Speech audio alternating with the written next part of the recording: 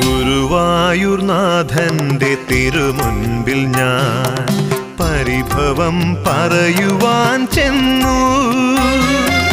ഗുരുവായൂർനാഥന്റെ തിരുമുൻപിൽ ഞാൻ പരിഭവം പറയുവാൻ ചെന്നു.